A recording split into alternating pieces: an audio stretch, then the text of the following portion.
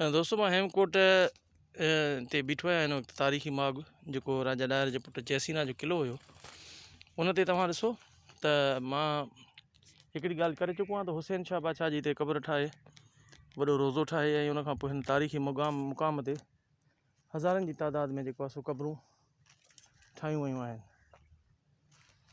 ऐं इहे क़बरूं जेके आहिनि सो न ठहणु खपंदियूं हुयूं तारीख़ी माॻनि ते। जीअं त मां कलाकोट जी बि मूवी भरी हुयमि जेका मुंहिंजी SBT TV चैनल ते रखियलु आहे ऐं हीअ बि तव्हांखे उते ई मिली वेंदी। त तव्हां ॾिसो त हिन क़िले सां कहिड़ो वेसाघाती कई वई आहे। सॼे क़िले ते किथे बि कोई साइन बोर्ड असांजे कंहिं बि तारीख़ी माॻ जे लाइ कंहिं अदारे कोन लिखायो आहे, न ई कंहिं यूनिवर्सिटी जे तरफ़ां लिखायो वियो ऐं न ई वरी सकाफ़त खाते जे तरफ़ां, न वरी गवर्नमेंट सिंध जे तरफ़ां। सो हाणे हीअ शयूं आहिनि। मां हिते पथरनि जो ज़िक्र पियो कयां। पथर अहिड़ा आहिनि जेके सवाइ भट्टीअ में सड़ण जे उहे माना एॾा कारा ऐं एॾा बुठ थी नथा सघनि।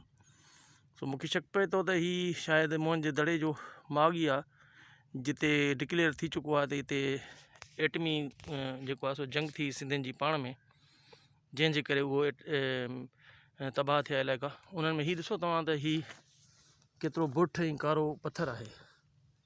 हीअ तव्हां जेकी हिन जे परियां पासे ॾांहुं बि ॿ टे पथर पिया आहिनि, इहे तव्हां ॾिसी सघो था। हीअ जेके मुंहिंजे हथ जे हेठों आहे पथर, इहो बि तव्हांखे ईअं ई नज़र ईंदो। हीअ पथर ॾिसी सघो था तव्हां, केॾो कारो बुठ, ऐं हीअ पथर बि ॾिसी सघो था तव्हां त केतिरो कारो बुठ। इहे पथर तव्हांखे हिन क़िले ते माॻ ते तमामु घणा मिलंदा।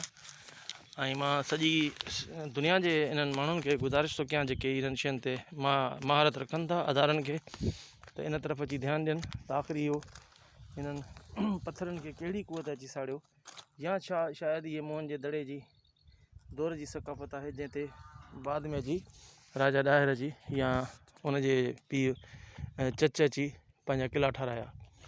इहे तारीख़ी शयूं आहिनि जिन ते तवजो ॾियणु खपे।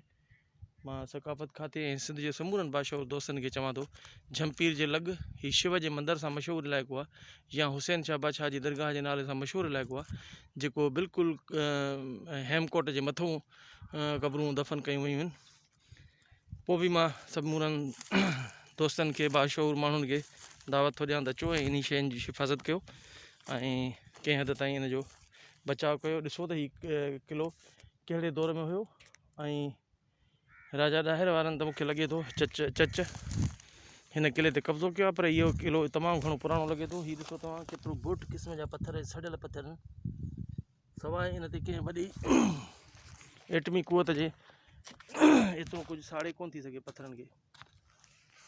त इहो मोहन जे दड़े में जीअं एटमी कुवतूं इस्तेमालु थियूं ऐं हुते हमला थिया हिक ॿिए ते, हीउ साॻियो दौरु लॻे थो मूंखे। वॾी महिरबानी साईं, तव्हांजो पंहिंजो अमजद दुरानी।